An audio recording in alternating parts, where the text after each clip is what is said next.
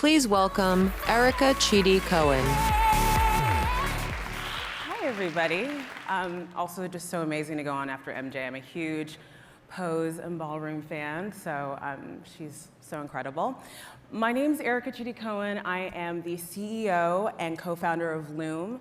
We're a well-being brand that focuses on empowering women around reproductive and sexual health. I really believe that when women are empowered in their bodies, they are also empowered in their lives. I was lucky enough to grow up in a home where learning about my body was a given. My dad is a doctor, my mom is a nurse, and whether it was poop or periods, very little was off limits to my highly industrious Nigerian parents. I'm glad that's traveling. The thing that was really interesting is as I got older, I realized that this knowledge I had about my body was not a given to the other women in my life, which is one of the reasons why I became a health educator and I eventually became a doula, really helping women navigate and understand their bodies without shame or judgment. The focus of my work right now at LOOM is on body literacy.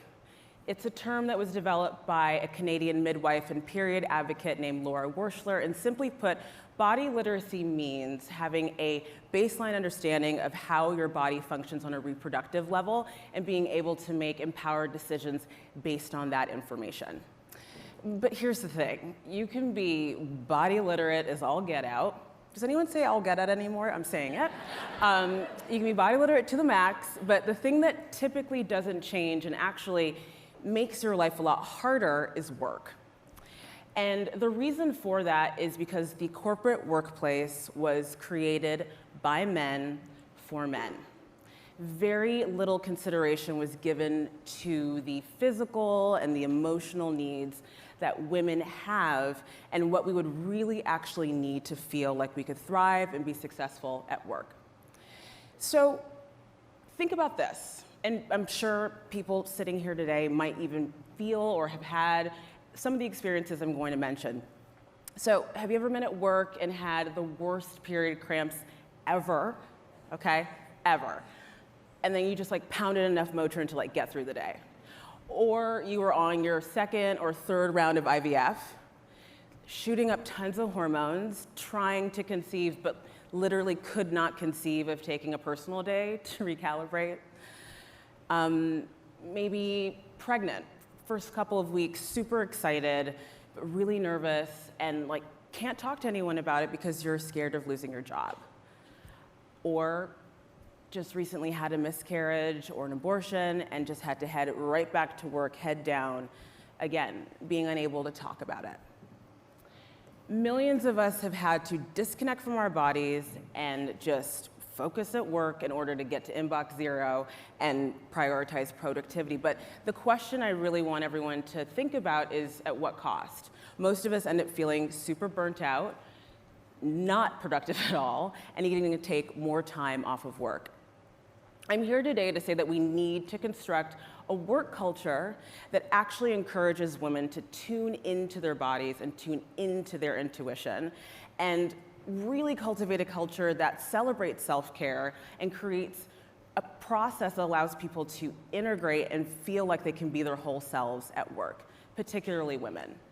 And here's the thing, it's not just gonna benefit women, it's also gonna benefit the bottom line, which helps everybody. Absenteeism is 27% lower for coworkers or team members who engage in self-care. And it's estimated that people at work that are burnt out cost their employer twice as much as people who are at work and feel like they're in good health. And I really believe that good health for women actually means good reproductive and sexual health. So, big concepts, right? But what's the first step to helping women feel whole at work? Well, the first step is bringing body literacy to work. I think that body literacy programming should be a baseline offering in most workplace well-being programs. So basically creating an environment at work that gives women the information around all of the potential sexual and reproductive inflection points that they might experience. So everything from periods to menopause. And the key point of that is it'll allow people to be able to feel more integrated at work. And when we teach at LOOM, or when I teach my classes at LOOM, one of the things I really share is, for example, in your menstrual cycle, pretty much 12 days after your period are the most productive. You have a lot more energy, a lot more focus, and that's because estrogen and testosterone, AKA the hype hormones, are taking over. And then you ovulate, and from there you move into your luteal phase, which is the phase right before you get your period. And at that point, another hormone takes over called progesterone, AKA known as the chill pill. And in that period of time, what happens, and I'm sure many of you can probably attest to this, you kind of feel sluggish. You don't have as much focus, you're tired, and your productivity typically will kind of wane. And the thing is, our culture doesn't really make space for that dynamic functioning of a woman's body. There's this idea that there needs to be constant optimization, constant perfection. The female physiology doesn't operate that way. And so the encouragement really when we think about these body literacy kind of programs is to encourage women to embrace that dynamism and actually graft it onto their work plans and anticipate this ebb and flow in order to help you kind of plan around your mood, plan around your productivity, and actually be able to give yourself more anchorage, more safety at work with that knowledge. So prime example, would be great next year if we scheduled makers when I was ovulating as opposed to being luteal, which is what I am right now. So this talk is going well, could be better if it was a couple different weeks from now.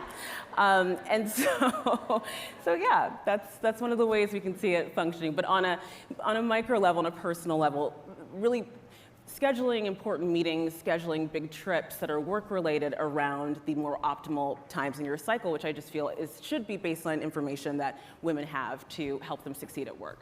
The second thing is actually modeling self-care from the top down. So how do you make your team feel good about self-care? You actually have to exhibit it. So if you're in a leadership position, one option that you might have is kicking off your all-hands meetings by asking everyone to share one thing that they're going to do that week to take care of themselves. It creates a nice kind of pressure that forces everyone to think about, okay, when I'm not here, what am I doing? And maybe when I am at work, what am I doing to take care of myself? Or if you're in a C-level position, you could do what El Horta does. She's the CEO of Mend, which is this, thank you, yes. It's a really amazing app that helps people through breakups, which I think is super important. But she also, her whole team came into LOOM and took my periods class, and she expressed that she gives her team what she calls P days, which means that on one day of their menstrual cycle, team members can telecommute, which I think is a really amazing way to give people space to optimize around work, but in a place that feels comfortable for them. And then if you're not at the C level yet, another option for you might just be switching out your team happy hour at the bar for a team hike, or a meditation circle, or a sound bath, or on-site chair massages. There's a lot of options. So those are some ways to kind of explore how we model that self-care and bring it all the way down. And then lastly, and this is probably the most, I would say, complex, but probably the most important component, is building allyship. So for this shift to really happen and land and be systemic, to be systemic, whether you work at a factory, a restaurant, a gas station, or at a big startup, we need to have men and male-identifying people at the table. And they have to be brought into this conversation and given the education in order to be able to have biological empathy for their female and female-identifying coworkers. It just won't work otherwise. And so what that means is the body literacy programming I'm talking about is not just for women, it's for men and anyone that's interested in being an ally around this type of shift. At LOOM right now, we're actually developing sensitivity trainings that give male identifying and male coworkers and allies broad strokes overviews of how things like periods, fertility treatments, menopause, miscarriage, returning to work postpartum can impact female colleagues, and really thinking about how we can give them actionable tools to kind of rally around these women as they're experiencing these, what we call kind of reproductive or sexual health inflection points, and help kind of optimize for team cohesion. Because, you know, when you start to look at people as whole human beings and realize that when someone's going through menopause, it's not that they're breaking down, they're going through this transition, and we think, okay, how can we help her navigate this time in a way that's optimal, as opposed to putting her in this more uncomfortable, more shame-based narrative. I think it actually helps the entire workplace. And I really think that a workplace allied towards women is, again, going to help the bottom line. It's going to make work a safer place. It's going to increase productivity. It's going to increase worker retention. So again, that allyship piece is so important. And then on a micro level, beyond just getting people to do, you know, body literacy programming, you know, sharing your personal experiences with a male or male identifying coworker in a way that feels safe is another way to help turn the tide. Like really talking about how you're feeling coming back to work postpartum, or what perimenopause or menopause is, or how you're feeling during your cycle. I think there's a way to create some confines of safety around that conversation. So here's the thing. I've put out some really big thoughts. You know, I think it's important to also acknowledge that this shift isn't going to happen even if we educate ourselves, even if we build allies, even if we just are all super excited about doing it. The most important thing is to actually identify and deal with the shame that we all have inside of ourselves, and to find a place of comfort and a place of ease around talking about our bodies. And I think, you know, if that first step happens, everything else will come with that. And what I've learned actually over the years through teaching people about their bodies is that, particularly when women come together and they share what they're battling with, shame gets dispelled. And shame thrives in silence. And so when that silence is disrupted, this kind of group wisdom takes over, this group wisdom is shared. And, you know, I really think that sharing what's going on with us is a form of self-care that gets transmuted into community care. And I think if we can create more spaces for that kind of sharing, it's going to really accelerate this process of making work a safer place, making work a place where women can actually truly thrive. And, you know, this workplace shift I'm talking about has just begun, so we really are in fact not done at all. Okay? But I'm not worried, because I truly believe that we are capable of building a world where women are able to thrive from the inside out. Thank you. Don't you forget, baby.